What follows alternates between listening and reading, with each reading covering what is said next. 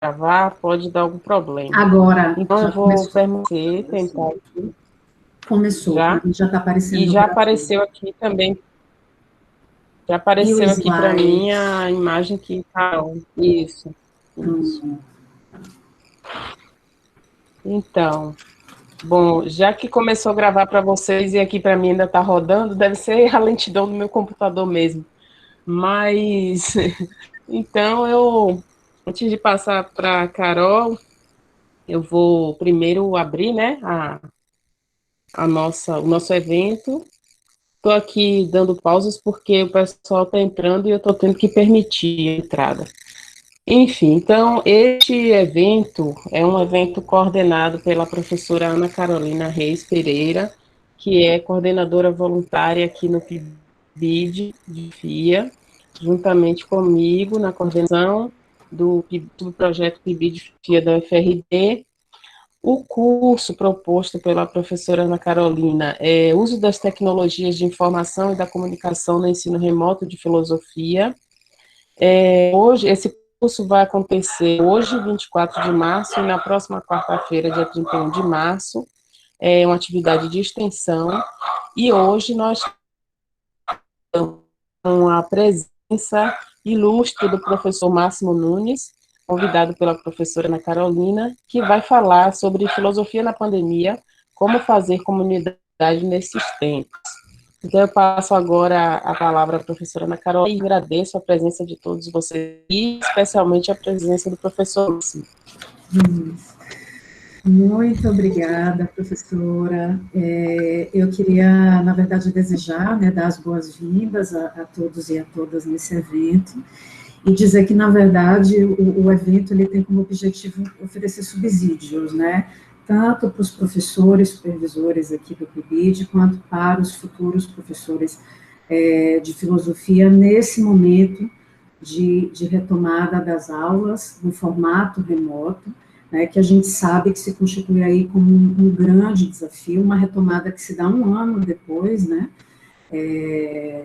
do período da pandemia, momento em que também a gente já contabiliza uma marca muito triste, né, de 300 mil mortos no país, então é um momento muito delicado, mas muito importante essa retomada para os milhares de jovens que ficaram aí sem aulas ao longo desse período, desse um ano, e que a gente sabe que são, em sua grande maioria, os jovens aí provenientes das camadas mais populares, né, então, esse é um momento super importante, mas super delicado, como dizia, porque a gente sabe que das dificuldades, né, de estabelecer um ensino remoto nesse momento, dificuldades de acesso, dificuldades de equipamento, e a própria dificuldade formativa, né, porque a gente sabe que a grande maioria dos professores não foi preparado, né, não, a grande maioria está tendo contato com esse formato de ensino remoto agora, né, então é um grande desafio para todo mundo, e o objetivo aqui nosso é justamente, o Iago está sinalizando que tem gente pedindo para entrar. Então, o objetivo do evento é justamente oferecer subsídios, né? E nada para pensar, para refletir, para se constituir como um guia para orientá-los, né? Nesse momento, para subsidiar as atividades nesse momento, e nada melhor do que contar com a presença de alguém que efetivamente realizou essas atividades, né, ao longo desse período, atividades que foram bem-sucedidas, que é o caso aqui do nosso convidado, o professor Máximo Nunes, meu querido amigo dos tempos do doutorado. O Máximo, ele é professor da Universidade de La República, no Uruguai, né, professor de filosofia do ensino médio também, integra um grupo de pesquisa que trabalha o terceiro Foucault, e como professor do ensino médio, ele realizou, né, as atividades que ele vai compartilhar aqui conosco, algumas delas, né, a gente pincelou algumas, e é isso. Eu agradeço, professor Máximo, pela disponibilidade, por haver aceitado o nosso convite, tenho certeza que vai ser um momento muito proveitoso para todo mundo. E agora, com a palavra, o professor Máximo. Ok. Bom, boa tarde para todos, obrigado pelo convite. e também pela apresentação. No primeiro que tenho que falar para vocês é que meu português não é bom, eu falo um portunhol bastante ruim também, né? Mas eu acho que alguma coisa dá para fazer-se entender, mesmo que não seja assim possível. Acho que a Ana Carolina pode ser uma boa tradutora, então aí não tem problema. O primeiro que eu tenho para falar com vocês e compartilhar é que a dificuldade de a gente, dos professores, quando a gente começou a trabalhar, foi importante, porque aqui no Uruguai a gente começou a sexta, no dia sexta, o governo mandou a todos deixar a presencialidade das aulas e começar com a virtualidade. Então, a segunda, próxima, a gente já tinha que ter alguma coisa feita para poder trabalhar com os estudantes. Então, aí aconteceu uma coisa muito estranha, complicada, que foi a pergunta: que fazemos? Como a gente pode fazer filosofia com as novas tecnologias? E a resistência que os professores mostraram foi muito grande, sobretudo os professores de filosofia, porque eles pensavam que a melhor forma de fazer filosofia era se os professores tinham contato com os estudantes, com os alunos. Então, aí a gente teve que começar a pensar como era possível fazer filosofia. E também fazer filosofia com estudantes que conhecem muito bem as tecnologias. Mesmo tanto assim que os professores, algumas vezes, têm mais dificuldade, né? Então, se pode passar, Carol. O primeiro que eu tenho que falar para vocês, como a gente tem dividida o estudo da filosofia no Uruguai. O primeiro ano que fala aí é a filosofia de ensino médio, ou seja, é o estudo que se faz antes da universidade. Então, em Uruguai, os professores temos 4 horas de filosofia pela semana. Seja, é uma carga importante, sobretudo quando você tem que pensar que tem que dar as 4 horas virtualmente. Mas a maioria dos centros de educação pensaram a seguinte estratégia: 1 hora de aula virtualmente, 1 hora onde o professor tinha a possibilidade de fazer a planificação, depois 1 hora de correção de trabalhos dos estudantes e 1 hora para que os estudantes fizeram um trabalho nas suas casas. Então, aí tinha as 4 horas de filosofia, mas tinha que tratar de fazer tudo o melhor trabalho em 1 hora só, você entende? Então, aí a dificuldade foi a quantidade de horas que tem para trabalhar com os estudantes. Mesmo que 4 horas, uno não pode pensar ter os estudantes o tempo todo frente no computador, né? Então, no primeiro ano, que é o que a gente faz, tem 4 eixos temáticos que tem que pensar. O primeiro é a filosofia como pensar problematizador, ou seja, o caráter problematizador da filosofia. No segundo, a importância de as culturas em relação ao humano. Depois, tem que pensar em linguagem, pensamento e realidade. E depois, a filosofia e os filósofos, a filosofia e nós outros. Que para a gente, o primeiro ponto para mim e o quarto ponto são como muito importantes, mesmo porque o que faz é pensar na filosofia desde uma perspectiva pessoal. Depois, no segundo ano, que é isso, a gente também tem que trabalhar 4 horas de filosofia, mas os pontos são teoria do conhecimento, argumentação, filosofia das ciências e dimensão psíquica de conhecer. Basicamente, no quarto ponto, a gente trabalha psicologia, ou seja, da mano de alguns autores como Freud, Lacan, Vygotsky, Piaget, a gente começa a pensar qual é a dimensão psíquica do conhecer. E o último ano de filosofia que tem aqui, a gente tem temas que para os estudantes são mais interessantes que o ano anterior, que a gente falou, que é a metafísica, ética, política e bioética, ou a gente pode optar por direitos humanos. O que eu vou fazer agora é compartilhar com você algumas experiências ou algumas coisas que a gente conseguiu trabalhar com os estudantes, fundamentalmente do primeiro ano de filosofia. Eu tratei de fazer com diferentes atividades dos diferentes anos, mas no primeiro ano eu acho que tenho mais possibilidade de compartilhar com você, porque é um ano onde a gente trabalha muito mais com as expectativas dos estudantes também. Como a disciplina é nova para eles, a gente pode fazer muito mais. Então, o primeiro trabalho foi pensar em um filme onde os estudantes poderiam fazer um trabalho, de reflexão, como que refletir a partir de um filme. Então, o filme é O Menino que Descobriu o Vento, era, Carol? Que a gente falou em português? Sim.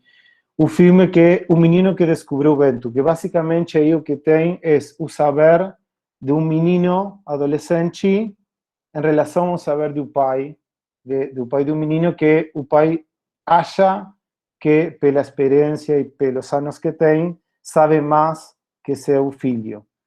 Então, aí a gente que foi o que pediu para os estudantes. Primeiro, uma breve descrição do filme.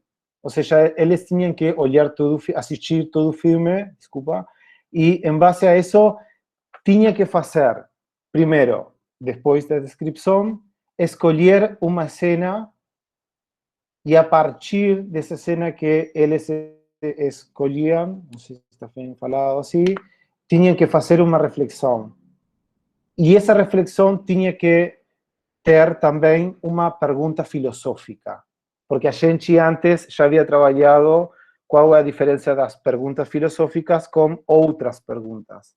Então, também a importância de pensar que quando eu estou perguntando, sei lá, desde uma perspectiva filosófica, não é o mesmo que eu perguntar, sei lá, que horas são, né? Ou seja, aí a diferença é importante.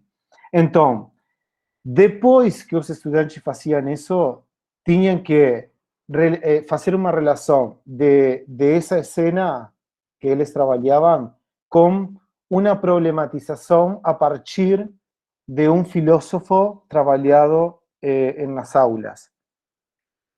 Eu depois vou falar, pero talvez vaya fazendo a similitude aqui. Acá a maioria, ou seja, a intenção que a gente tinha era que os estudantes fizeram a comparação entre os saberes sometidos e descalificados dos que habla Foucault em um texto que tem defesa da sociedade, ou defender a sociedade, não sei como é a tradução. Aqui foi traduzido como Em Defesa da Sociedade.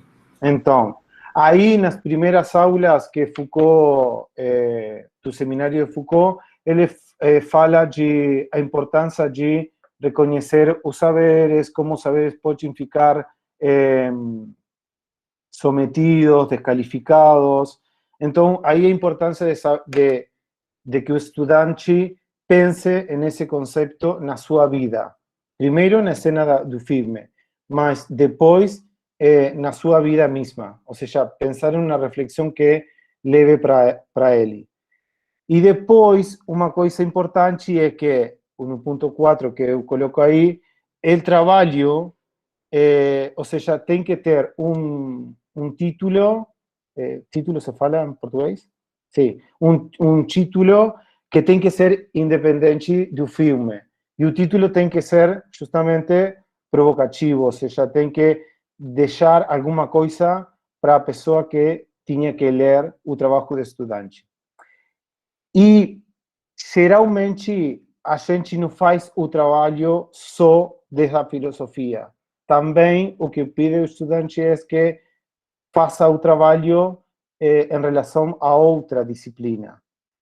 Geralmente, como eu trabalho em uma escola que é bilíngue, ou seja, que também ensina inglês, a maioria dos estudantes compartilham textos ou citas ou alguma questão de algum outro pensador que tenha que ser em inglês. Então, aí uno desenvolve duas habilidades, ou seja, a língua que tem própria e uma outra língua.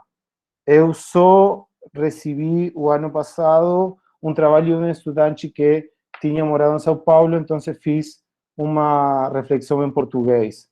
Interessante, porque aí ele compartilhou algumas situações sociais de Brasil que ficou como impactado em comparação ao Uruguai. Esse foi o primeiro trabalho. O trabalho para os estudantes foi muito interessante porque a maioria já tinha assistido o filme. Então, depois, quando olhou o filme com a proposta da filosofia, eles falavam: é muito mais difícil fazer um trabalho de um filme desde uma perspectiva filosófica. Isso como a primeira impressão macro. No segundo trabalho que a gente propôs para os estudantes foi outro filme que aqui em espanhol a tradução é Caminho a Casa, que fala de uma história, não sei como se chama o filme em português, mas que fala de uma história de dois meninos que eles foram adoptados em adoção por uma família que eu acho que era da Canadá, alguma coisa assim. Então, por que a gente escolheu esse filme? Porque na escola onde eu trabalho, a gente tem um estudante que é filipino e que uma família do Uruguai fez um processo de adoção com ele. Então, a gente achava interessante problematizar como o primeiro eixo do trabalho era a filosofia, uma jornada para casa, falar aqui. Que obrigado, como a gente, o primeiro desafio era problematizar, a gente achou interessante problematizar em relação à vida do estudante também e como uma possibilidade de que ele compartilhara com seus colegas a importância de trazer para o Uruguai uma outra cultura, uma outra questões culturais, por chamar de alguma coisa. Aí, o desafio era o mesmo que o desafio anterior, ou seja, tinha que fazer uma reflexão, tinha que fazer uma associação com outros autores trabalhado em outras disciplinas, mas também com algum filósofo trabalhado aqui no curso. E depois, uma das coisas que a gente pediu para eles era que o análise tenha alguma coisa de Antônio Gramsci em relação a um pequeno fragmento que ele fala de ódio aos indiferentes. Não sei como é a expressão muito em português, mas a ideia mesma de pensar que quando uma pessoa tem um compromisso social, não é indiferente à realidade de um outro. Então, aí os estudantes tinham o desafio de pensar qual era a implicância ou qual era a postura deles a nível social. Esse trabalho foi muito, muito importante, sobretudo para depois fazer uma relação com os saberes sometidos e desqualificados que a gente trabalhou com o mesmo Foucault. E nessa questão de ódio a los indiferentes de Gramsci, o primeiro que a gente faz antes de assistir o filme de Um Caminho a Casa, ou Uma Jornada a Casa, como vocês falaram aí, é que a gente trabalha um filme, um corto que é do Brasil, acho, porque está em português, e que se chama Meu Amigo Nietzsche. Então, o primeiro que a gente faz é trabalhar com eles isso e depois pensar, então, o que acontece aqui? Aqui o que acontece é que o menino do filme Meu Amigo Nietzsche faz como uma questão de relacionar a filosofia com a sua vida. Então, a partir disso, depois eu posso ter a capacidade de decidir em relação a outras pessoas. Não sei se dá para entender o que eu estou falando. Tá, se qualquer coisa vocês não entendem alguma coisa, me falam, por favor. Até aqui a gente tem duas atividades, ou seja, uma mesma atividade, mas que tem que ver com dois filmes. Como a gente tem, eu trabalho com 4 turmas ou 4 grupos, eu falei para os estudantes, grupo A e B, tal filme, grupo C e D, outro filme. Então, aí a gente como pode ir. E uma coisa interessante que a gente fez foi trazer as perguntas que os estudantes fizeram no trabalho e compartilhar com toda a escola. Porque as perguntas não foram do filme. As perguntas foram o resultado da reflexão. Então, alguns estudantes ficaram fazendo questionamento para o sistema educativo, para a escola onde eles estudavam, para a situação que eles olhavam socialmente. Então, foi muito interessante porque isso depois o trabalhou o departamento de psicopedagogia da escola e trabalhou as inquietudes que eles traziam para o docente. Isso num primeiro lugar. Depois, Carol, uma outra... Aí vai. A gente, depois, como uma outra proposta que a gente tinha, era trabalhar com a música, porque trabalho em uma escola onde os estudantes têm muito valor pela música e muito valor pelo arte. Então, aí, o que fez a gente? A gente começou a trabalhar em relação a um tema que era a pós-modernidade ou modernidade líquida de Bauman, o conceito que a gente trabalhou. Então, aí a gente escolheu um grupo de música de Uruguai, que se depois vocês gostam do rock se fala? Rock and roll, a gente fala aqui, mas se vocês gostam disso, podem escutar alguma música de Uruguai que se chama, o tema se chama Eu Não Sei O Que Fazer Comigo, na tradução em espanhol, minha seria Isa, e o grupo é Quarteto de Nós. Então, a música fala e tem palavras que são chaves, a gente pode pensar, porque aí fala de a mentira, a falsidade, verdades, questão que tem que fazer que o fanatismo, o ceticismo. Então, aí o que a gente fez foi pensar quais são os fragmentos da canção, da música, que eles poderiam relacionar com os conceitos de pós-modernidade ou modernidade líquida. E mesmo assim que o primeiro que a gente faz é colocar o tema. Ou seja, a gente primeiro trabalha a música e depois trabalha o conceito. Aí é interessante porque a relação que tem que ter o tema, primeiro porque eles conhecem a música, mas depois eles começam a fazer uma associação de as coisas que traz a música em relação a suas vidas. E aí também dá para falar da questão de da modernidade líquida, a questão de aquelas coisas que a gente não consegue sostener no tempo, a questão de como a verdade fica desdibujada, se fala em espanhol, mas que fica assim, como que sem saber muito para onde a gente pode alcançar a meta do pensamento, das ações e demais. E a partir disso, a gente começou a trabalhar os conceitos e uma coisa que a gente trabalhou muito também em relação a isso foi dois conceitos da economia, que são expectativas racionais e expectativas adaptativas. Não sei se dá para entender os conceitos. Ou seja, em que medida, era a pergunta, as expectativas que uma pessoa tem pode ser desde uma questão irracional, que pode ser até socialmente aceitável, ou como pode ser uma expectativa que a gente tem que adaptar a partir dessa situação. Não sei se se entende.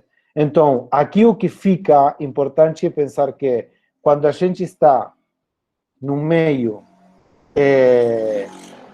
onde todo é inestável, entre aspas, aí tem que trabalhar com as expectativas adaptativas e não tanto com as expectativas racionais. Esse conceito porque a gente estava trabalhando, primeiro, eu não aclarei uma coisa, mas eu trabalho em uma escola onde todo mundo trabalha com projetos, ou seja, a maioria do trabalho se faz em relação a projetos. Então, sempre tem que fazer algum trabalho com uma outra disciplina.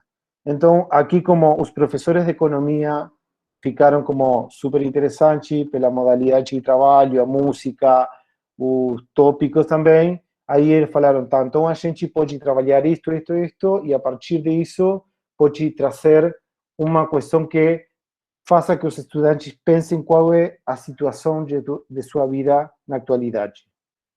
Esse trabalho foi muito, muito interessante, mesmo pela implicância dos docentes, mas também porque os estudantes lograram captar qual era o valor do conceito. E a partir disso, pensar qual era o valor da filosofia na atualidade. E pensar se essa situação de pós-modernidade ou modernidade líquida ficava na atualidade ou a gente já estava em uma outra situação. Não sei se vocês dá para entender o que eu falei, sim?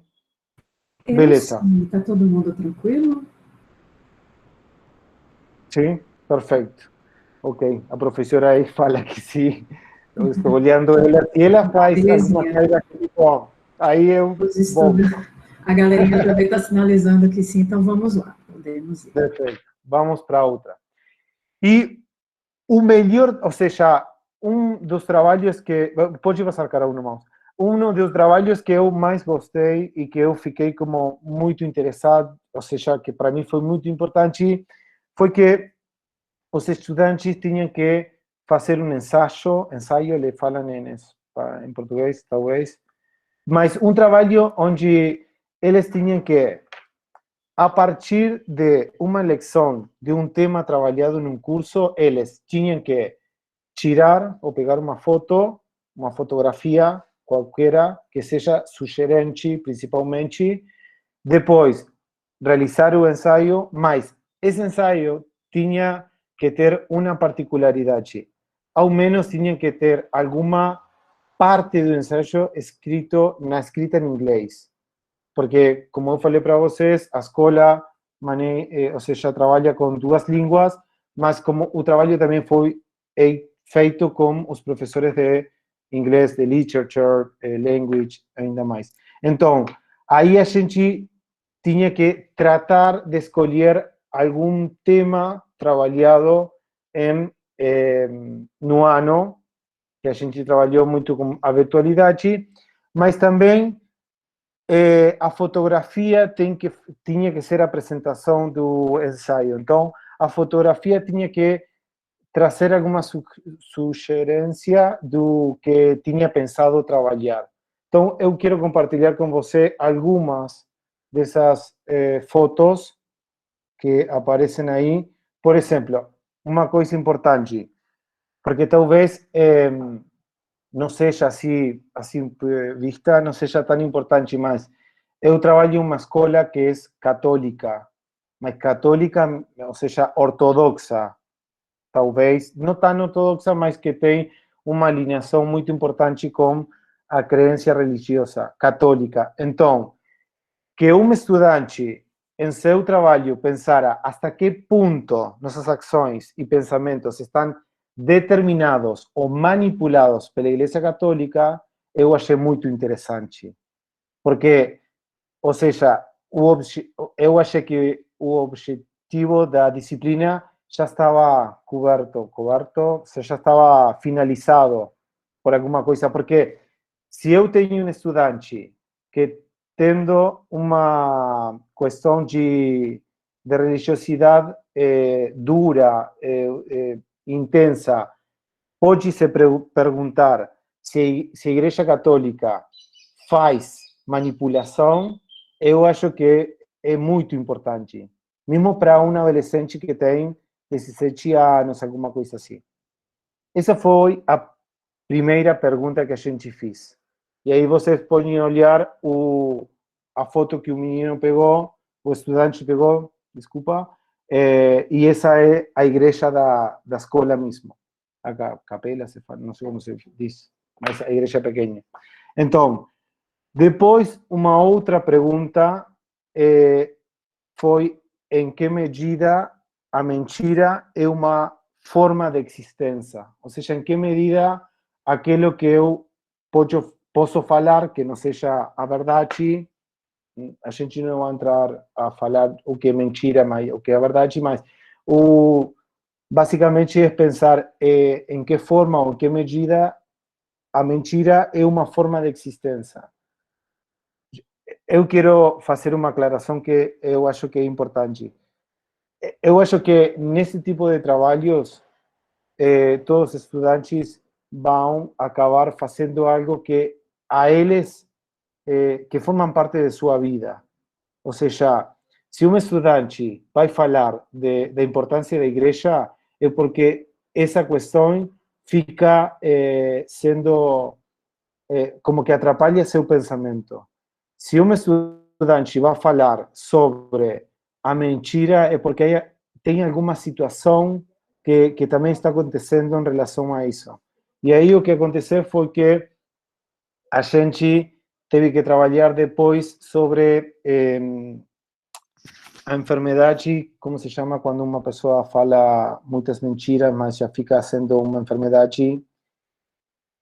Não lembro agora, mas não sei se vocês... Mitomania. Mitomania, exatamente, mitomano, obrigado. Então aí, como que uma questão importante era que a gente estava tendo um estudante que tinha essa característica, e aí foi como importante distinguir quando uma situação é uma enfermidade ou uma dificuldade e quando uma situação acaba sendo uma escolha, entendeu? E aí, filosoficamente, esse trabalho foi importante também. Por isso, o nome de que eu pensava trabalhar com vocês tinha que ver com a ideia de formando comunidade. Porque quando a gente trabalha esse tema com estudantes, a gente pode pensar na dificuldade de um outro também é minha dificuldade. E aí a gente tem que pensar na humanidade que se constrói a partir da comunidade local. E aí a gente põe muito acento nisso mesmo. Na outra PPT, a gente fala, tem duas coisas. A primeira imagem que a gente tem é uma pergunta, quem sou eu? Não sei se fala assim, mas a pergunta do adolescente geralmente é, tá, eu estou no mundo, não sei o que fazer, mas eu tenho que pensar quem sou eu. Então, o interessante aqui foi as situações onde a gente pode olhar as máscaras que a menina coloca aí. Mesmo porque aí o conceito que a menina depois trabalha, ou que o estudante trabalha, tem que ver com a situação de o personagem. Ou seja, uma pessoa a nível social é um personagem. A pergunta é qual é o personagem que uno opta, ou pitia, será, não, em português, para optar, não sei, porque como as consonantes aí... Opta, opta. Opta também? Ok, beleza. Então, como a gente, o personagem que a gente opta a nível social? Essa foi uma pergunta. Depois, uma outra pergunta foi se o poder é quem nos faz egoístas ou o homem, é egoísta e abusa desse poder. Então, aí, basicamente, pensar quais são os sistemas ou quais são as pessoas que fazem que uno fica menor, fazem que uno fica vulnerável, se fala assim, talvez, a nível social. E também pensando que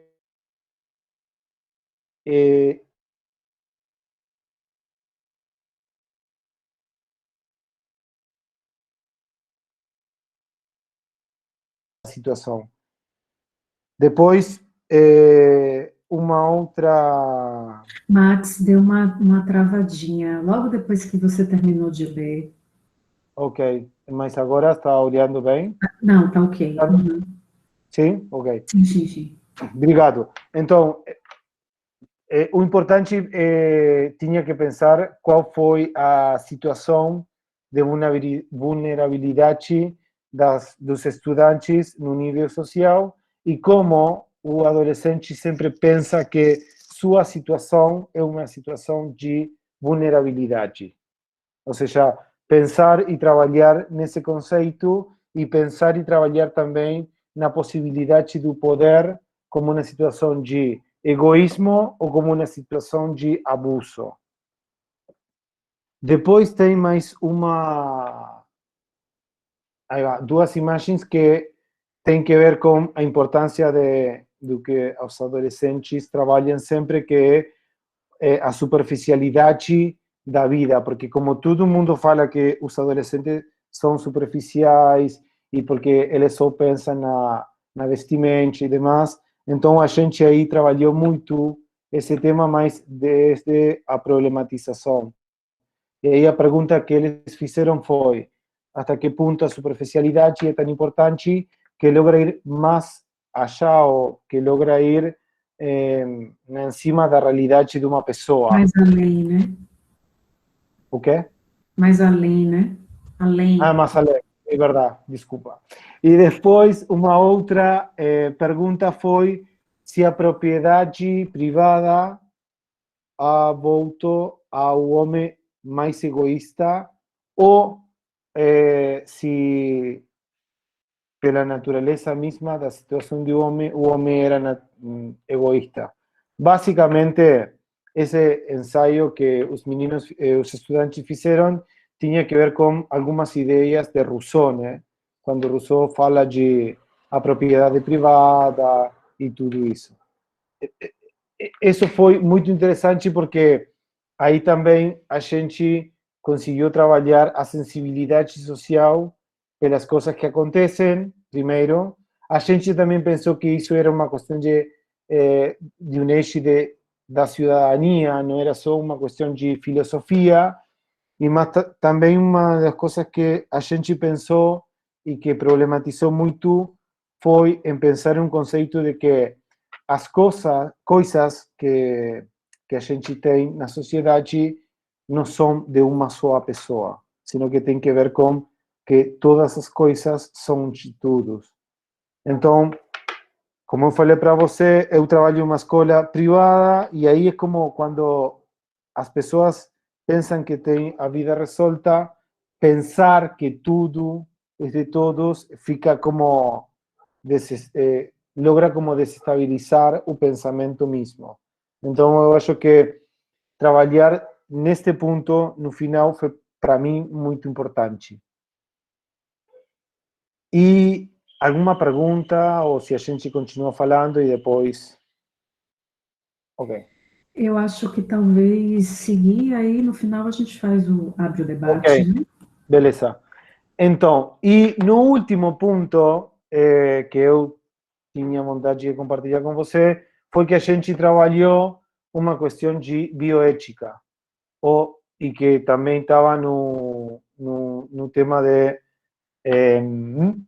de direitos humanos, que podia escolher entre duas. Mas o que aconteceu? O mais importante desse trabalho era que os estudantes tinham que fazer um seguimento das diferentes discussões sociais que aconteciam sobre o tema da eutanásia. Basicamente, por quê? Porque aqui no Uruguai, o ano passado, a gente discutiu sobre a lei que fazia possível fazer a legalização da eutanásia. Então, a gente pensou, como a gente pode trazer alguma coisa que seja de questão geral e que seja de interesse para todos também. E aqui também uma questão importante, né? Trabalhar esse tema num meio que seja católico ou que seja de uma situação religiosa era muito importante, porque aqui os estudantes não logravam pensar em uma outra coisa diferente, de dizer, se a gente faz isso, a gente está mal. Então, aí como pensar na possibilidade da perspectiva, de diferentes perspectivas, dizer, olha, ou seja, que uma pessoa pense diferente não significa que seja a pior pessoa do mundo. Não, significa que tem uma outra perspectiva e que essa perspectiva também é importante para minha realização. Então, o que aconteceu?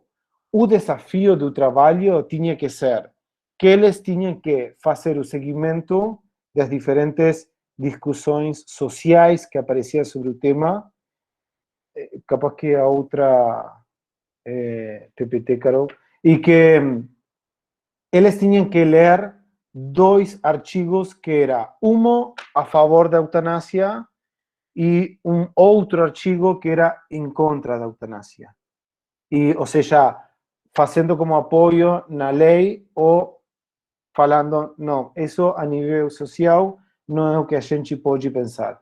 E aí a gente trabalhou com um professor que daqui do Uruguai, os dois autores são uruguaios. E aqui a gente trabalhou com um professor que foi, que é o professor da Universidade Católica do Uruguai, e uma professora que a Carol conhece, que é uma professora de aqui do Uruguai, da Universidade da República, e aí a gente conseguiu também que eles falaram entre eles e fizeram uma discussão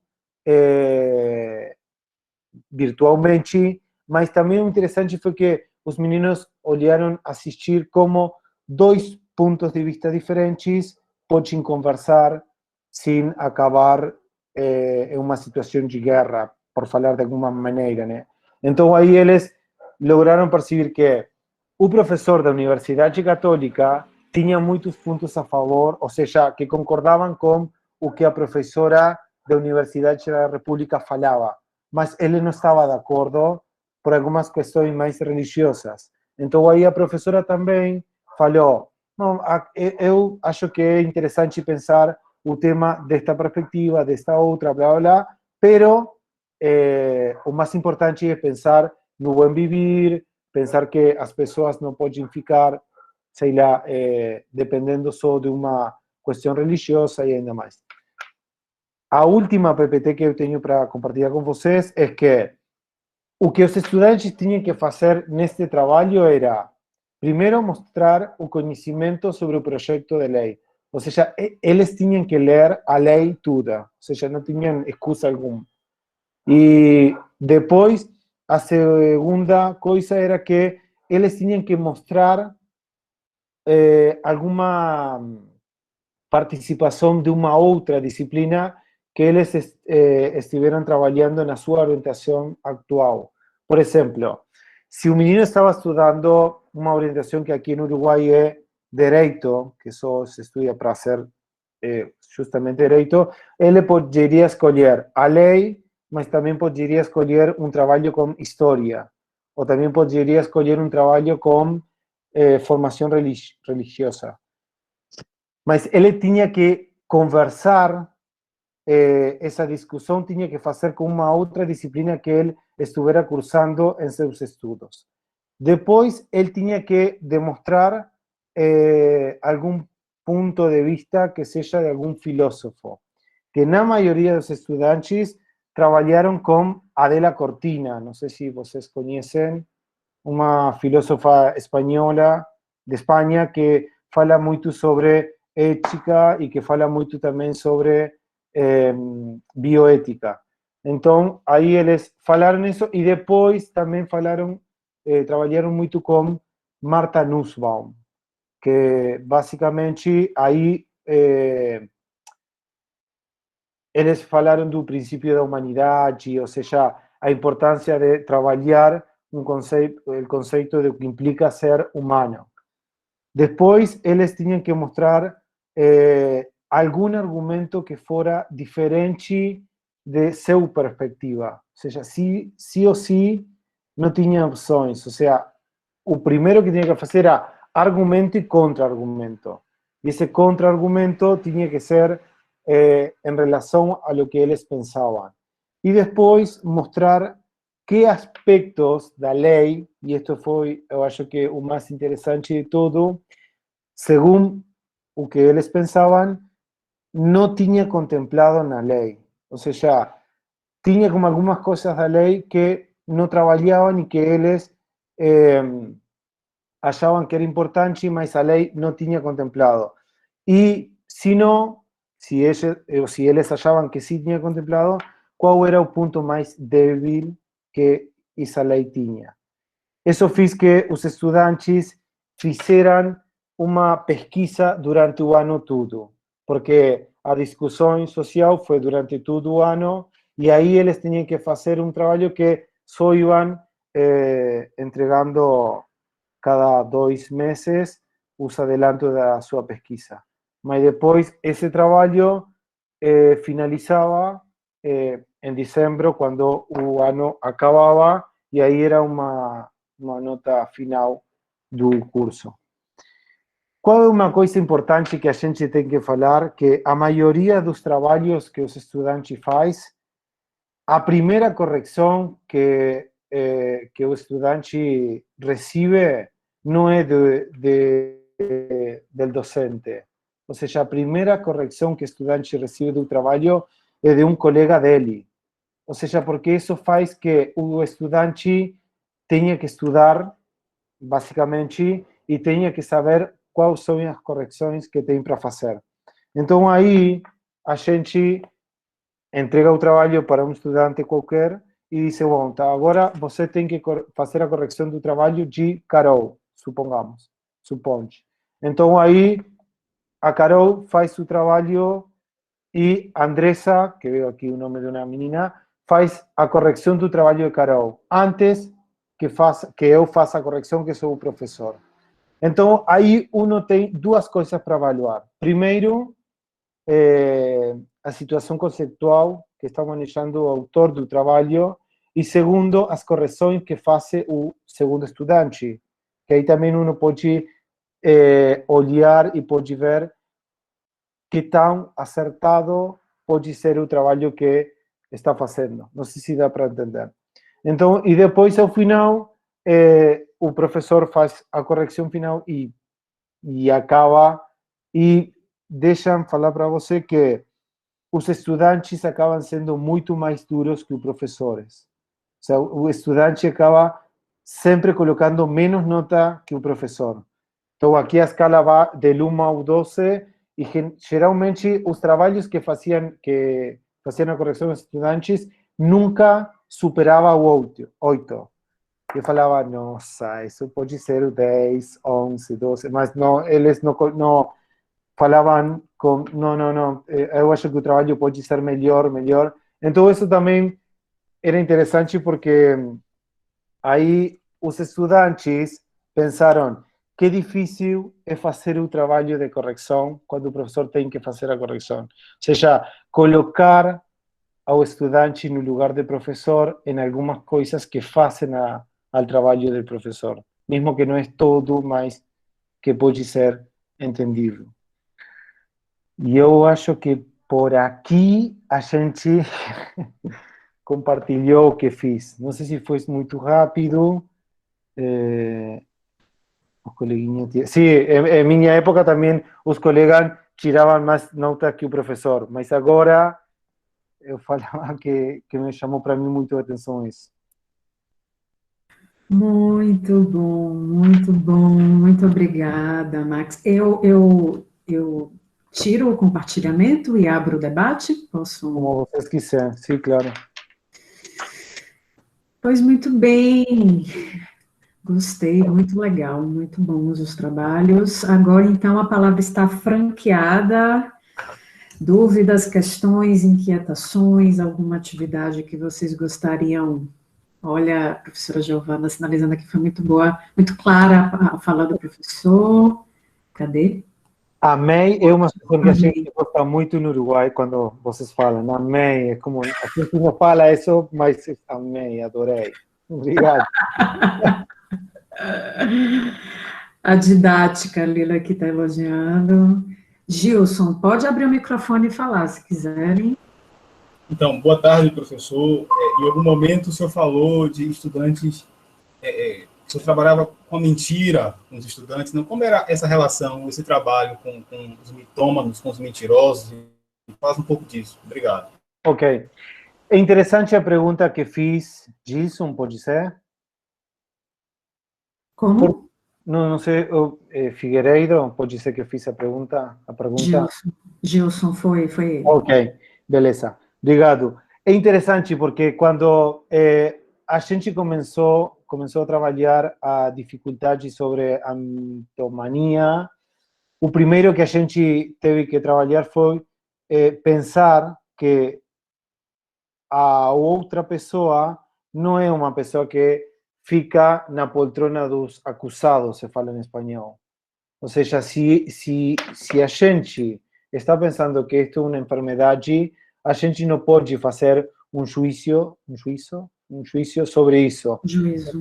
Obrigado. Então, o que a gente tem que pensar é que assim como existe uma possibilidade de um acercamento a uma verdade, tem outras pessoas que a perspectiva muda quando a sua verdade é totalmente diferente, que nesse caso é uma enfermidade, né? Mas também a gente começou, ou seja, eu trabalhei esse conceito a partir de, depois, não, em um debate, uma situação assim de discussão, né? Tratei de trabalhar o conceito de Foucault sobre aquilo que uno consigue someter ou aquilo que uno consigue descalificar. Ou seja, porque eu não vou fazer uma descalificação só porque uma pessoa não consiga falar como eu penso que tem que falar. Sim, é verdade. Eu acho que a gente poderia trabalhar Kant, só que a gente, no primeiro grado, onde a gente deu esse tema, a gente não trabalha Kant. A gente trabalha Kant no último ano que faz filosofia, que aqui no ensino meio. Então, talvez eu poderia também trabalhar a questão de o que implica fazer uma diferenciação entre a boa inteligência e a mala inteligência, mesmo por aquela questão de pensar em a questão irracional que permite fazer uma diferenciação entre o mundo que é real e o mundo que não é. Mas aqui a gente só tratou de trabalhar os conceitos que tinha trabalhado no curso. E mesmo que foi muito interessante dizer, bom, ok, beleza, você pode pensar no seguinte, se você começa agora a falar que você é superior a um menino que faz uma vida como mitômano, você o que tem que pensar é que você está descalificando a um menino por uma questão pontual. Ou está haciendo como, está sometendo algunos conceptos. Sé que sometiendo... Submetendo. Submetendo solo por una cuestión que un menino no alcanza y que no alcanza naturalmente. Por falar de alguma situação, não, porque aí a gente também tem que discutir o que é mentira, o que é verdade, o que é a enfermidade, ou seja, dá para trabalhar muito, mas o que a gente pensou, o melhor foi fazer o trabalho com os autores que já tinha trabalhado, e que já trabalhou, mesmo porque, lembrem que eu falei para você, a gente só tinha, das 4 horas de filosofia pela virtualidade, a gente poderia trabalhar só uma. Então, uma com 25 ou 30 estudantes, acho que não consigo para fazer uma discussão que seja rica, né? Não sei se fiz mais ou menos por aí a resposta. Gilson, tranquilo? Pronto. Muito iluminador, obrigado. Não, imagina. Passa a palavra para a professora Giovana, que levantou aqui a mão.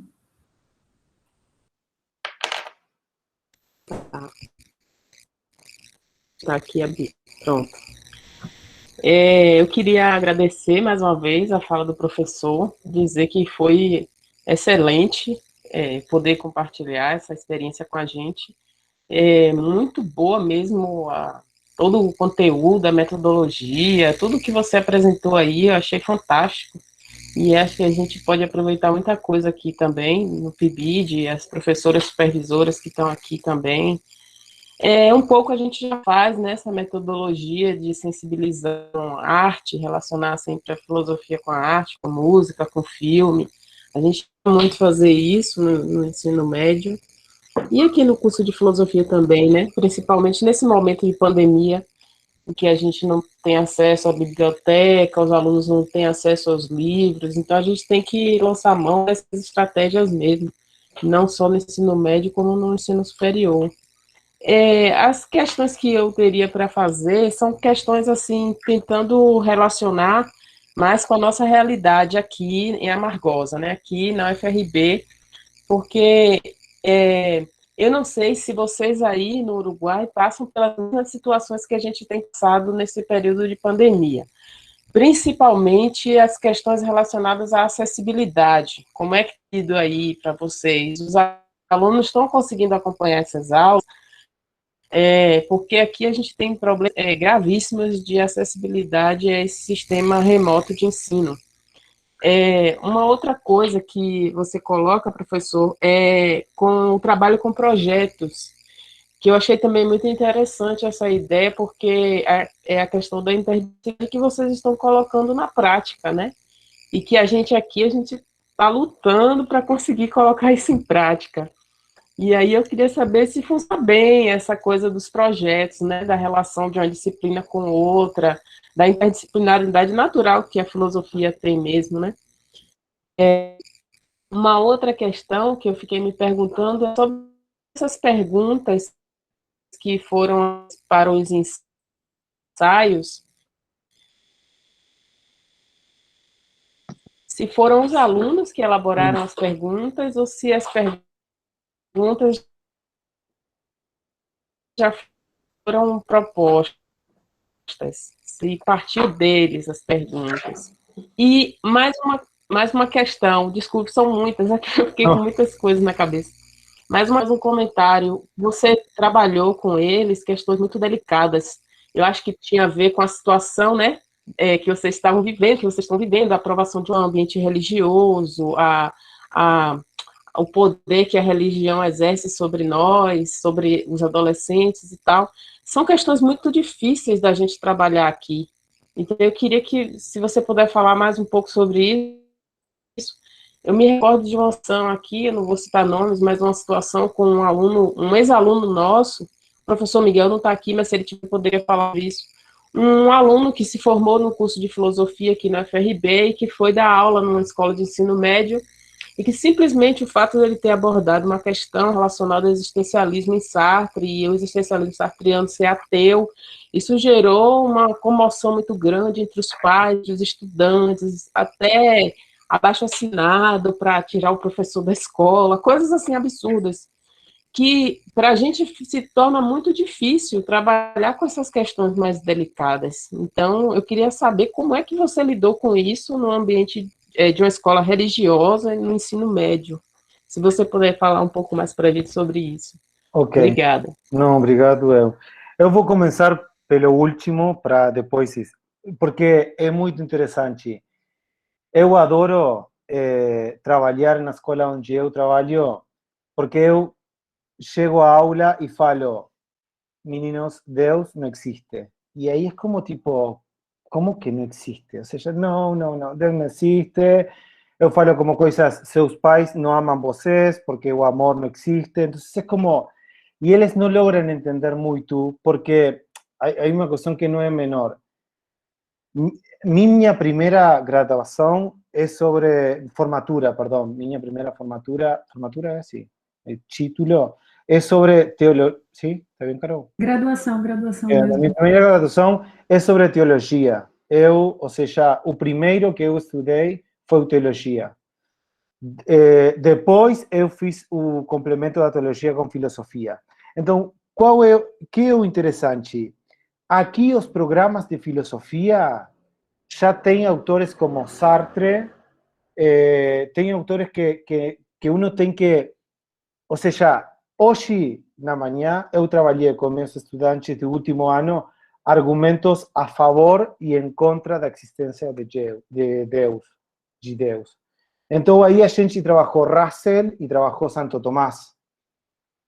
E forma parte do programa, ou seja, não... Ninguém, diretor da escola, ou principal da escola, pode vir para falar para mim que eu não posso trabalhar isso. Ou seja, não passa pelo pensamento de um docente. Mesmo porque o programa de filosofia já tem isso. Então, não tem como fica amparado em o que fala o mesmo programa. E a escola onde eu trabalho, mesmo que seja muito religiosa, eles sempre pensam que o mais interessante é que o estudante tenha todos os argumentos para saber se, quando fica na crença sobre algo, isso é firme, entendeu? Ou seja, é um argumento que depois pode trabalhar com outros. Então, aí também é muito interessante. Ou seja, eu, nos anos que eu estou trabalhando, não tive problema com isso. Talvez o problema maior que eu tenido, não sei como, eu tenho, é quando eu... Obrigado. Quando talvez o maior problema seja na faculdade, na universidade pública do Uruguai. Talvez se eu coloco falar de algum autor que seja cristiano, aí ele fala, não, sim, mas a gente não pode trabalhar isso, não sei como. Mas é estranho porque não acontece isso nos estudantes que sejam menores que os estudantes da universidade. Não sei se aí ficou mais ou menos a resposta. Ou seja, o trabalho sobre esses temas é de muita liberdade, mesmo porque o sistema já é assim.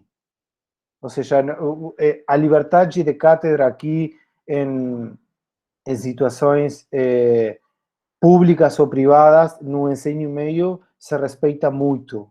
E se tem algum docente que vem aqui para falar, ou o diretor que vem aqui para falar que eu não posso fazer isso, eu posso ir para o ministério e falar, sabe, o diretor da escola fez isso e eu não posso trabalhar tal tema. E aí já problema importa, entendeu? No segundo lugar, no tempo da pandemia, ou seja, a gente ficou trabalhando muito com os estudantes, porque tem como uma situação muito especial no Uruguai, e é que a quantidade da população é muito menor que o Brasil, né? Então, vocês pensem que Uruguai é 45 vezes menor que Brasil. Ou seja, vocês são assim e a gente é assim. E a população é muito menor.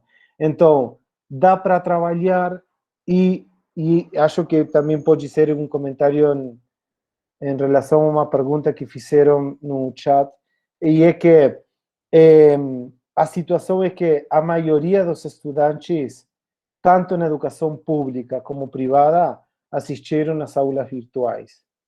Não teve como problema. Ou seja, quando o docente se conectava e fazia conexão, os estudantes se conectavam também, e mesmo se eles não conseguiam conectar-se com um professor, tinham um trabalho na plataforma virtual. Então, a diferença ainda a gente não conseguiu ver muito. Ou seja, talvez a dificuldade maior foi nas escolas que ficam fora da cidade, que ficam num plano mais em algum suburbano ou então aí o rural.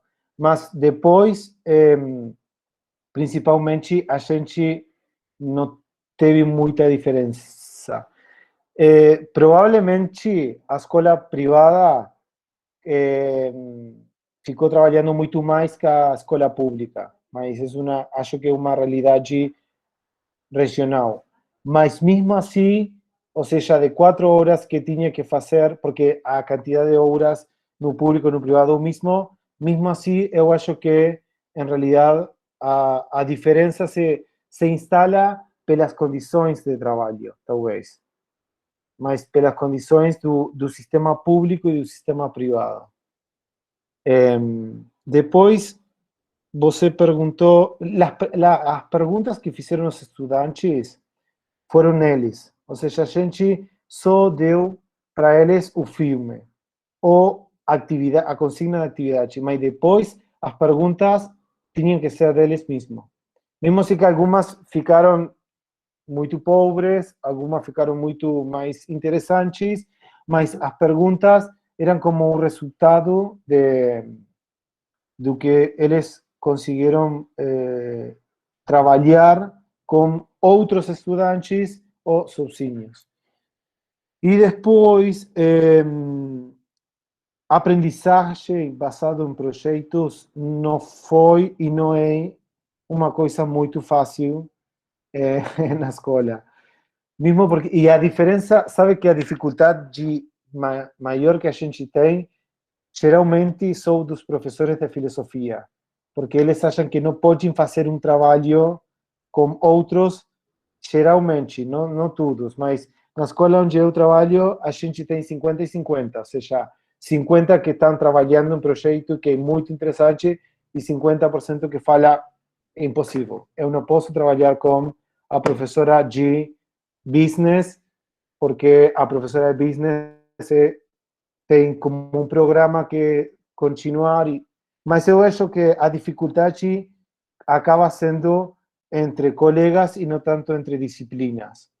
Mas o trabalho é um trabalho que a gente vem fazendo faz já muito tempo, uns anos, e a gente tem também, na escola onde eu trabalho, uma pessoa que é a diretora acadêmica que está para pensar de que maneira a gente pode optimizar o tempo de trabalho com outros.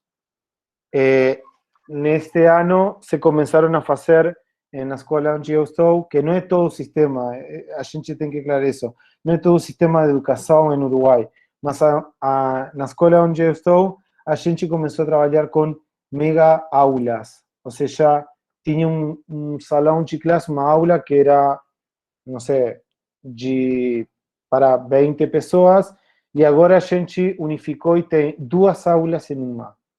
Então, aí a gente como que começou a fazer trabalhos onde eu, não sei, começo a fazer, bueno, a gente tem que este projeto institucional que sai do resultado dos estudantes e a partir de aí é que começam a interactuar com outras disciplinas. Mas, para falar, na verdade, não é um trabalho que a gente faça com muita fluidez, entendeu? Ou seja, a gente vem trabalhando com passo a passo, lentamente, e não sei. Porque acho que uno tem muito em claro que o estudante é e que quando o estudante tem mundo laboral, tem que conversar com outras disciplinas. Mas a dificuldade maior é quando o professor tem que fazer uma planificação com seu colega. E quando os objetivos de uma disciplina, na primeira impressão, parece que não pode dialogar com uma outra. Mas depois, quando uno começa a falar, começa a perceber que isso que o professor de literatura ou de literature tem é o mesmo que em filosofia tem, mas com outro pressuposto. E também, umas coisas importantes é que tem que ter o valor de deixar-se ver trabalhar por outros, que acho que é uma das grandes dificuldades. Porque o que acontece na educação média? O professor entra na aula, fecha a porta e é seu turma, ou seja, seu aula que está trabalhando aí com ele, seus estudantes. E trabalhar por projetos implica que uno deixe a porta aberta e que entrem outros professores. Então aí fica como, não fica tão inseguro, entra como, sei lá, como inseguranças, você fala, do docente.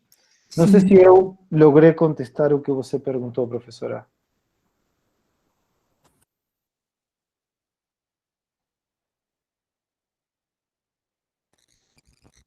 Obrigada, professor, pelas respostas. Estou contemplada. Obrigado. A professora Terezinha tinha levantado a mão. Professora, não sei se... Oh, o microfone está fechado. Bem. Boa tarde a todos e a todas. Eu estou aqui, como diz Giovana, encantado com o trabalho. Né? Achei interessante porque trabalhar projetos é uma forma de levar o aluno a debruçar sobre os estudos, pesquisas e leituras. E observei também que os temas são pertinentes à idade, como também a proposta desejada lançada, voltada sobre a realidade. E é realmente o que eu trabalho, porque eu sou uma filósofa que eu gosto muito de trabalhar com o eu da pessoa, com a realidade, sabe? E instigar, fazer com que ele vomite até as suas inquietações, os seus, né? As suas neuroses, qualquer coisa do tipo assim, porque, na verdade, nós, enquanto filósofos, psicólogos, psicanalistas, nós precisamos emprestar um pouquinho, né, dos nossos ouvidos para ouvir esses meninos, para poder entender qual é a proposta, qual é o projeto de vida deles, quais são os sonhos. E, assim, esses temas, eu anotei alguns aqui, o poder, a influência, as fantasias adolescentes, as desigualdades sociais, temas, assim, muito pertinentes para ser trabalhado com filosofia. Gostei muito, muito, muito, muito. Obrigado, professora. Muito obrigado pela devolução que você me fez. Bacana, Pro. No chat, rolaram algumas perguntas aqui. A Nerivânia perguntou se há muitas diferenças entre o ensino público e o ensino privado no Uruguai. Ludmila comentou... isso. Não, sim, deixa-me contestar isso. Isso. Sabe que no Uruguai não tem muita diferença com a educação pública e privada. Porque tem uma questão muito importante, que eu acho que em algum momento eu falei com a Carol, estando aí em Brasil, e é que a gente não tem prova como vestibular para o ingresso da universidade. Ou seja, aqui todos os estudantes, uma vez que acabam a educação de ensino médio, podem escolher a orientação que eles querem e podem entrar a estudar em qualquer faculdade. Porque aqui tem só uma universidade pública no Uruguai, que é a Universidade da República, e depois tem universidades privadas, a Universidade Católica e uma outra, a Universidade de Montevideo, sei lá, que tem uma universidade do Opus Dei, uma universidade a comunidade judia se fala assim. Então, a sociedade então não está preparada. Então, qual é a situação? A situação é que tem pensado, ou seja, os estudantes têm que ter o mesmo nível para o ingresso à universidade. Então, os professores trabalham da mesma situação, tanto para que os estudantes que fazem universidade pública e privada tenham o mesmo. E também aqui no Uruguai tem uma figura na educação, que eu não sei se, não lembro que o Brasil tenha, mas que é a figura do inspetor. Então, cada disciplina tem uma figura onde eu estou dando uma aula e pode chegar do Ministério de Educação um inspetor que faz a fiscalização de meu trabalho. Sobretudo para assegurar que o que eu estou trabalhando na educação privada seja o mesmo que estou trabalhando na educação pública. Deu para entender? Então, aí a diferença, não tem muita diferença.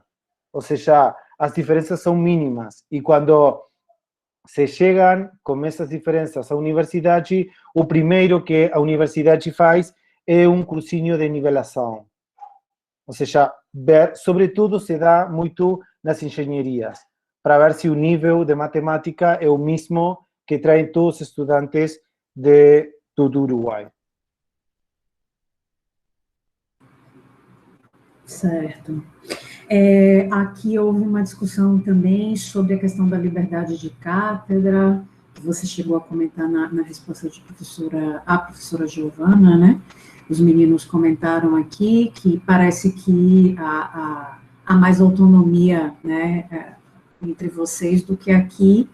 E aí o Iago comenta que a diferença que ele entendeu era mais de estrutura e conteúdo no público e privado, que você acabou de comentar aqui agora. Mas eu acho que a partir do que a professora Giovana comentou, do exemplo que ela trouxe, né, da situação relatada por um aluno ao abordar a questão do existencialismo em sala, pelo que você respondeu, dá para entender que entre vocês há, sim, mais liberdade de cátedra do que aqui entre nós. Eu não digo nas instituições públicas, né, mas certamente nas instituições privadas, acredito que exista mais cerceamento, né, com relação a quais conteúdos trabalhar, enfim. Não sei se você queria comentar alguma coisa nesse sentido, Max, ou se a gente parte para... Não, o único que tenho para comentar é que, em alguns casos da realidade, aconteceu que algunos directores da escola, en algún momento, pensaron que era melhor dizer para o professor o que tinha que trabalhar ou que coisas poderia ou não poderia tratar na escola. E bastou com que o professor fora para o Ministério da Educação e falara: olha, nessa escola tem violação, não sei como se fala, violação da laicidade. Sim, é isso aí. Tá, então, aí o Ministério, no primeiro, ou seja, intervindo na escola e falou: não, ou seja, o Ministério da Educação tem disciplinas e se vocês estão habilitados pelo Ministério, tem que seguir isso. E a única maneira do que os estudantes possam ter como um conhecimento mais geral.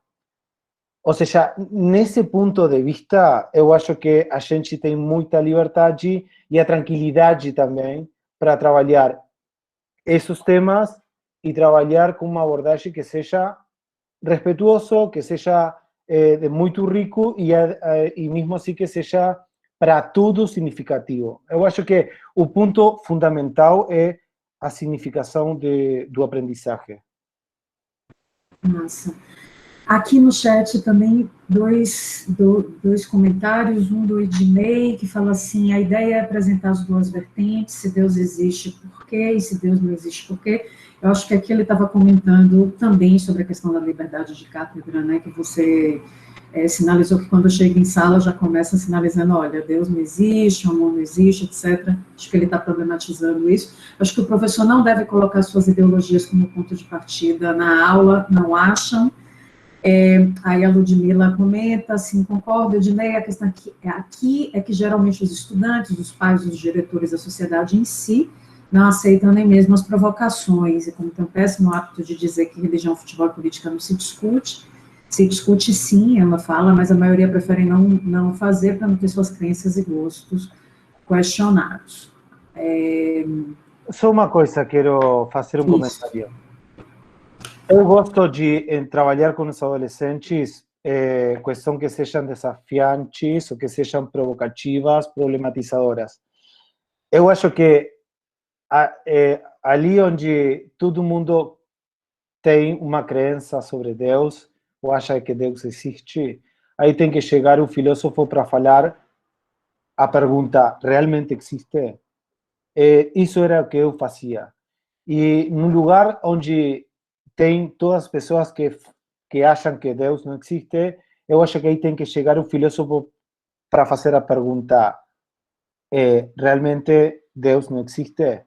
Ou seja, eu acho que o mais importante é tirar ao estudante da zona de conforto e ajudar a pensar em uma sociedade onde é muito plural, onde tem a diversidade muito. Em outros anos, eu falei uma coisa que aqui em Uruguai, ainda a gente, mesmo que tem o matrimônio igualitário legal e tudo, a gente não tem a cabeça muito aberta, né? Mas aí a gente, como que a discussão em outros anos foi o que acontece se tem algum professor que seja homossexual, que na verdade a gente tem, né? Porque, ou seja, a vida mesmo, uno não tem um cartão de apresentação e diz eu sou heterossexual ou sou homossexual, mas para uma casa de estudos onde todo mundo é católico, parece que a homossexualidade é uma questão de purgatório, não? Sei lá. Então, aí onde tudo parece que se olha de uma maneira, a gente tem que chegar para desestruturar tudo isso. E talvez tem um ou dois alunos que conseguem ficar com essa discussão, mas eu acho que já é suficiente. E depois, como dizia a professora Teresinha, isso de provocar e de fazer que a discussão que uno tem para trabalhar com eles seja parte de sua vida mesmo, né? Isso. Ótimo. Aí Ludmila complementa aqui, sair da zona de conforto dói, se você não tiver com a mente aberta para isso, vai se ofender com qualquer provocação. Sim, e entre outras coisas, me parece que uma das sugestões de trabalho no currículo é exatamente a questão do debate, de confrontar pontos de vista distintos, etc. Me parece que há essa orientação de conteúdo, né, nos cadernos propostos pela secretaria, salvo engano, e acho que esse é um aspecto importante e é o que o professor Max traz também. A gente vive em uma sociedade plural. Se for para todo mundo ficar concordando um com o outro, né? Enfim. Mais questões, galerinha? Inquietações, comentários, dúvidas? Só um comentário. Por favor, vamos lá. Não, eu estava aqui ouvindo, né, e pensando assim, em relação ao ensino de filosofia aqui no Brasil e comparando com o que o professor está falando. É algo muito complicado a gente, quando pega os alunos do primeiro ano do ensino médio, alunos imaturos, e que a gente tem que trabalhar uma proposta filosófica. Então, aí o próprio sistema já complica essa situação. A gente tem uma aula de filosofia, né, no primeiro ano, e como está sendo difícil que a gente mantenha, né, pelo menos as aulas, essa aula. Então, a gente já começa aí com uma grande diferença entre Brasil e Uruguai nesse sistema, né?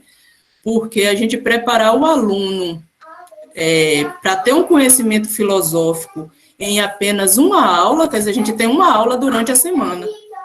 Então, aí quando vai para o segundo e terceiro ano, são 2 aulas. Então, aquele aluno que a gente pegou despreparado, que veio do ensino fundamental, vai passar pelo ensino médio, concluir o terceiro ano e pouco se vai conhecer de filosofia, né?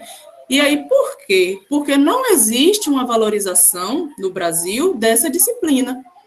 Então, enquanto que no Uruguai são 4 aulas, é isso?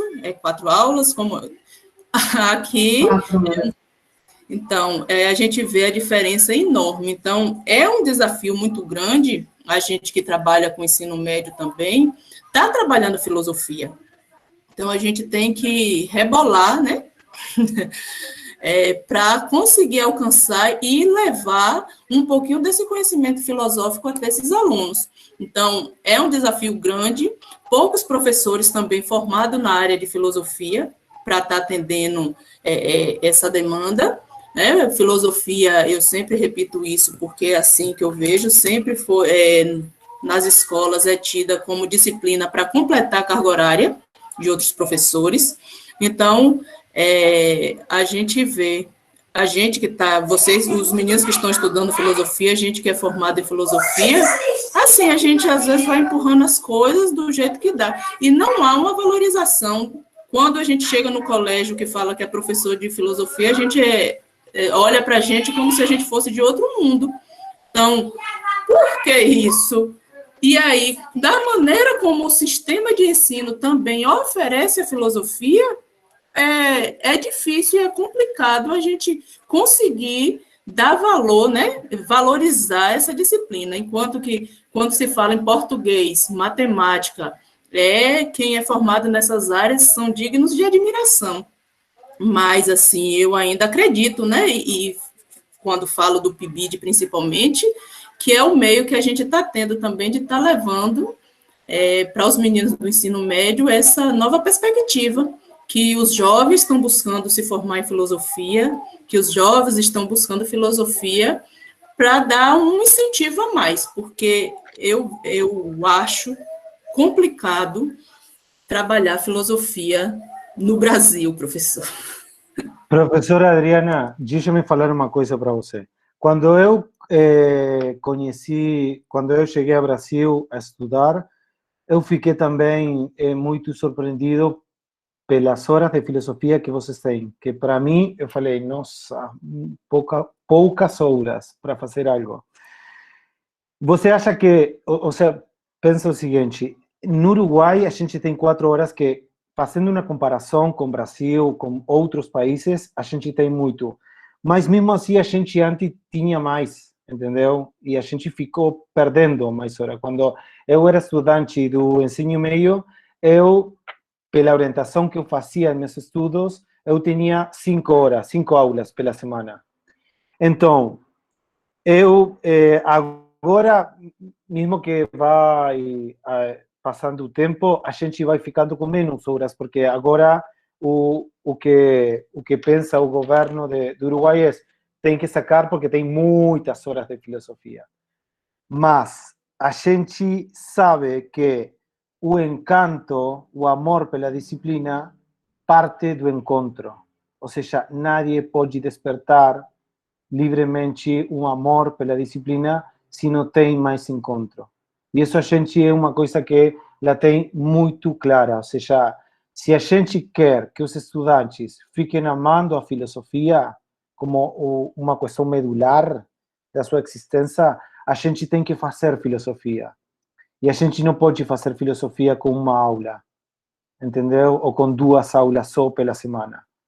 Então, mesmo que assim a gente tem 4 aulas pela semana, mas fica agora, no momento, está ficando no momento de extinção. Ou seja, a gente, o tempo todo, quando vem uma reforma da educação, dos programas de educação, o primeiro que fala neles é: tem muitas horas de filosofia, a gente tem que tirar, ou seja, tem que sacar, porque a gente tem que ter mais matemática, mais química, mais física, e tá. E aí a gente tem uma discussão a nível social que o ponto de partida é: o que pode salvar o mundo também é a humanidade. Ou seja, as humanidades. Não é só uma questão meritocrática, uma questão de cientificidade. Você entendeu? O sea, concordo muito com o que você está falando.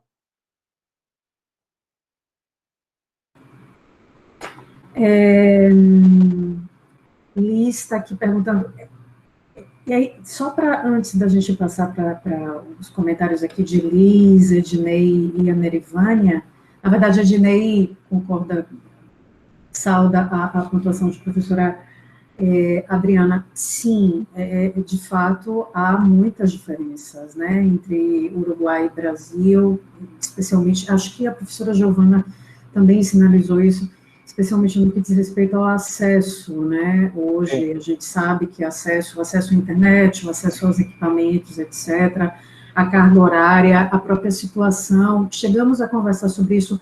Igor comentou aqui também no chat sobre a BNCC, a reforma que a BNCC, a Base Nacional Comum Curricular, está propondo. É uma reforma que ameaça bastante a filosofia, porque estabelece as áreas de ciências humanas e sociais aplicadas, né? Então, a filosofia, ela compartilha, digamos assim, né, o espaço com a geografia, com a história e com as ciências sociais. Então, em princípio, deveriam existir conteúdos trabalhados de maneira interdisciplinar entre essas áreas do conhecimento, e a gente sabe que isso aqui no Brasil, né, vai redundar exatamente nesse cenário de que, bom, não existe professor de filosofia na escola, é uma hora só, então ela acaba sumindo na prática, né? De todo modo, é uma ameaça a quaisquer áreas das humanidades, porque também o conteúdo da história, das ciências sociais e da geografia são igualmente importantes, né? Então, o que a gente tem que militar, na verdade, é pela identidade dessas áreas do conhecimento com mais espaço no currículo, né? Mas, de fato, o que está colocado é esse cenário. Iago, eu falei o quê? Eu falei, desculpe se eu disse errado. Igor, desculpe, Iago. Iago foi quem falou, perdão. Bem, feita essa consideração, Liz faz uma pergunta aqui. Só uma dúvida: a filosofia tem um papel de despertar filosofar, respeitando a crença, seja ela qual for, ou ela tem o papel de provar que crença não passa de crença? E a Nerivânia está perguntando se no Uruguai o ensino é integral. Márcia também levantou a mão. Sim, não entendo muito qual é a integral, em que sentido? Ou seja, quando vocês falam de integral... Integral, se ela ocupa mais horas, né, do que as habituais. Não chega a ser o dia inteiro, mas vamos supor se o ensino é realizado com... o tempo. A duração, o tempo. A duração, exatamente. Ou seja, a carga horária da educação em geral geralmente é de 5 horas pelo dia. 5 horas relógio. Ou seja. E depois, só que na escola onde eu trabalho são 8 horas, mas são 8 horas e meia, porque ou seja, 2 línguas. Mas depois...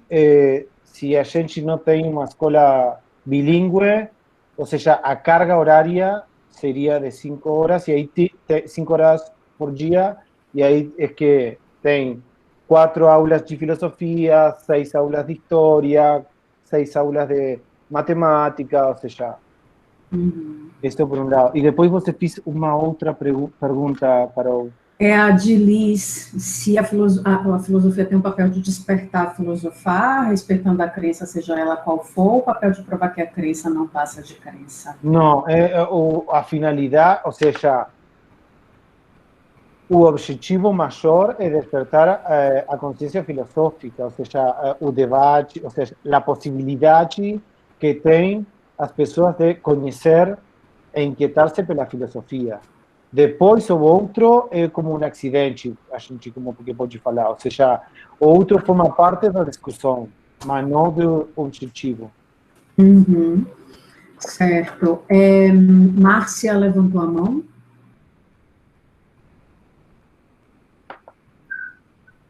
Boa tarde.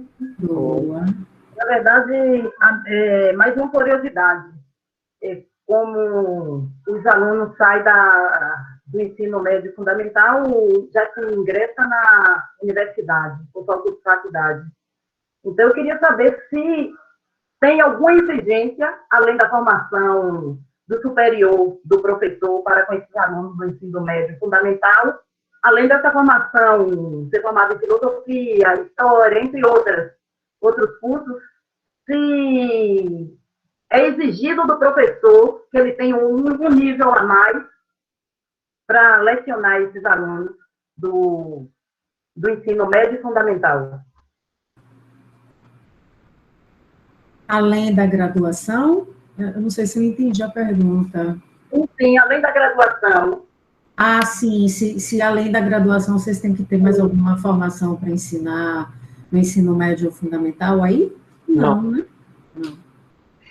Acá tem uma outra diferença com o Brasil que é importante, porque vocês fazem o estudo de filosofia na universidade, né? Para ser professor, eu acho que entendo mais ou menos assim. Em Uruguai, aqui tem como um instituto para professores que não é a universidade. Então, eles fazem 4 anos que só estudam pedagogia e a relação com a disciplina, exatamente, o magistério, exatamente. Então, aqui a gente tem, ou seja, os professores do ensino médio estudam no magistério. E depois, os professores da faculdade e os pesquisadores fazem seus estudos na universidade. Então, como que também aí é como uma diferença, digamos, no que vocês fazem e que a gente tem. Pero depois você pode fazer outras especialidades que podem ser, sei lá, pode ser filosofia, história, pode ser mais de um. Acho que a professora... Lana. Fui eu. Ah, foi você? Foi você, Gil? Eu não vi. Foi, levantei a mão. Não, só, tá muito boa a discussão, as questões, as respostas, mas só considerando aquele aviso inicial de Carol, a gente já chegou às 14h40, 14h42, então a gente já pode ir encaminhando para o encerramento, né, Carol? Você vai precisar fazer uma chamada, inclusive, e se tiver algumas considerações finais também. Isso. Só 2 questõezinhas aqui. Gilson pergunta como é a questão da formação para argumentação, que você mencionou no início. Uhum. E a Lana pergunta se há muitos ingressantes na área de filosofia, se há evasão universitária na área de filosofia, muita evasão. Aí, Max, a minha sugestão, considerando o fator tempo, é que você responda e a gente já pode fazer as considerações finais e já ir realmente concluindo, tá bom? Tá. Só que a pergunta, qual foi? A pergunta final, se tinha muitas pessoas estudando? Isso, filosofia? Se há muita evasão, na verdade, se há muito abandono. Não, ou seja, o número das pessoas que começam estudando filosofia, magistério na universidade, a diferença é que as pessoas que fazem filosofia no magistério conseguem acabar seus estudos em 4 anos, 5, e não tem problema. E depois conseguem, ou seja, um trabalho com menos horas, mas tranquilo. Tem muitos professores de filosofia que fazem filosofia no magistério, então tem poucas vagas para o trabalho depois, entendeu? E depois, as pessoas que fazem filosofia na faculdade demoram mais tempo, ou seja, tem como mesmo que sejam 4 anos, pode ser 8, 10 anos fazendo filosofia, e é como o amor pelo saber, mesmo que por el tempo. Então, aí como que tem uma dificuldade mesmo que grande. É isso. Como para fazer como um comentário final e a consideração final sobre o que eu trabalhei, eu acho que a gente tem uma dificuldade no princípio, que era o medo que despertava trabalhar virtualmente com os estudantes, mas uno tem que partir do ponto de vista que os estudantes na tecnologia têm como muito mais capacidade que os professores. Digo capacidade porque não é capacidade, sino como uma predisposição aos meios tecnológicos mais que o professor. Então, a gente tem que despertar o encanto pela filosofia a partir do que o estudante tem. E o que o estudante tem é um conhecimento sobre o saber tecnológico muito mais que a gente.